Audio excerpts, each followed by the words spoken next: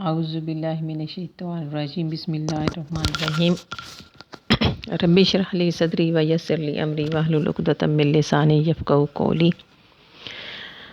اللہ پاک کے کرم اور فضل سے الحمدللہ ہم نے سورۃ فاتحہ کی 3 آیات مکمل کر لی ہیں، اور چوتھی آیت مبارکہ ایاک نعبد و ایاک نستعین۔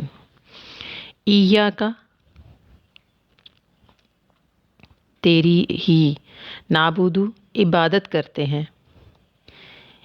ہم تیری ہی عبادت کرتے ہیں۔ ایاک نعبد ہم تیری ہی عبادت کرتے ہیں، اور ایاک اور تیری ہی نستعین مدد چاہتے ہیں، یعنی تجھی سے ہم مدد چاہتے ہیں۔ ایاک نعبد و ایاک نستعین کہ ہم تیری ہی عبادت کرتے ہیں اور تجھی سے مدد چاہتے ہیں۔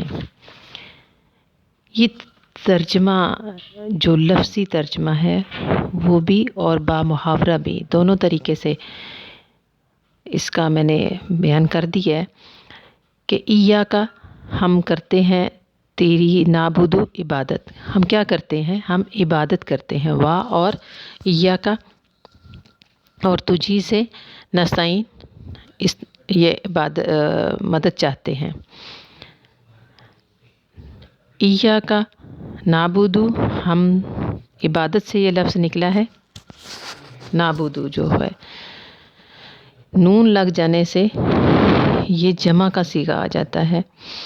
تو عبادت لفظ جو ہے اس کا کیا ہے، معنی کیا ہے، عبادت کہتے کس کو ہیں؟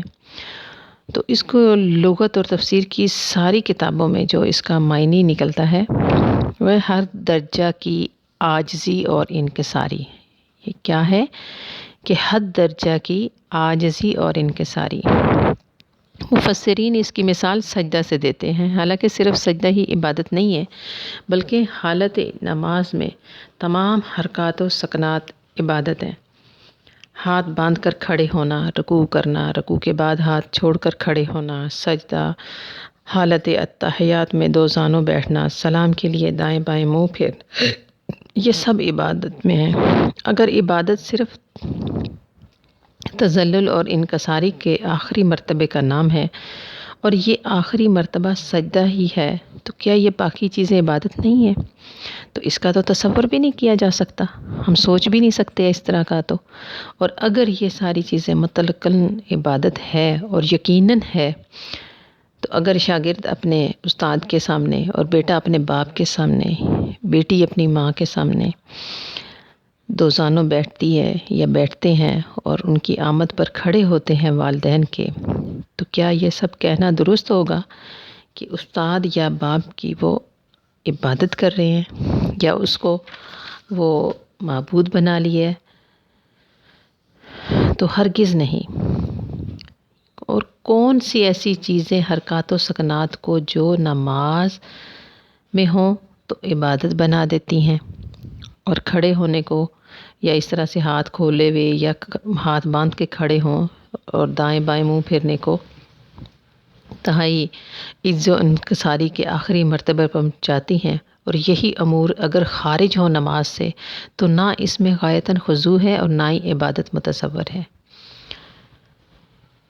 وہ کیوں اس طرح سے ہے؟ وہ اس وجہ سے ہے کہ آپ کا عقیدہ کیا ہے، آپ سامنے والے کو کیا سمجھتے ہیں، اس کے بارے میں کیا یقین رکھتے ہیں، یعنی جس کے لیے آپ کھڑے ہو رہے ہیں اس کے بارے میں آپ کا کیا عقیدہ کیا ہے؟ کیا آپ اس کو اللہ اور معبود مانتے ہیں؟ اگر یہ مانتے ہیں تب یہ عبادات ہوں گی، اور آپ اس کو عبد اور بندہ سمجھتے ہیں، اور یقیناً وہ عبد اور بندہ ہی ہے، نہ خدا ہے نہ خدا کا بیٹا ہے۔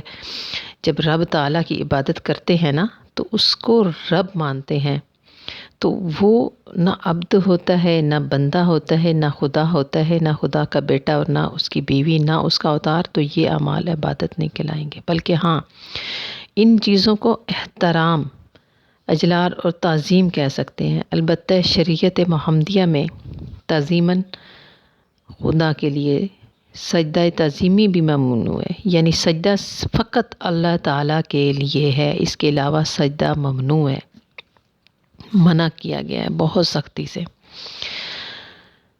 تو یہ افعال جب کسی کے لیے کھڑے ہونا، تعظیماً کھڑے ہونا، ہاتھ باندھ کے کھڑے ہونا، والدین کے لیے، استاد کے لیے، رہنما کے لیے، کسی کے لیے بھی اگر کھڑے ہیں تو وہ اس کی تعظیم ہوتی ہے، نہ کہ اس کی عبادت کہلائے گی، ہرگز نہیں ایسا۔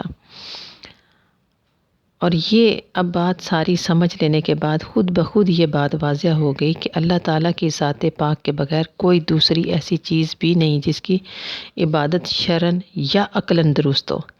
سب سے بالا تر، قوی تر، وہ سب کا خالق، سب کو اپنی تربیت سے مرتبہ کمال تک پہنچانے والا، وہ لطف و کرم کا می برسانے والا، اور وہ بندہ ہزار خطائیں کرے، لاکھوں جرم کرے، اپنی رحمت سے معاف فرمانے والا، اور وہ قیامت کے دن ہر نیک و بد کی قسمت کا فیصلہ فرمانے والا، اور وہ تو اسے چھوڑ کر انسان کسی غیر کی عبادت کرے تو آخر کیوں کرے؟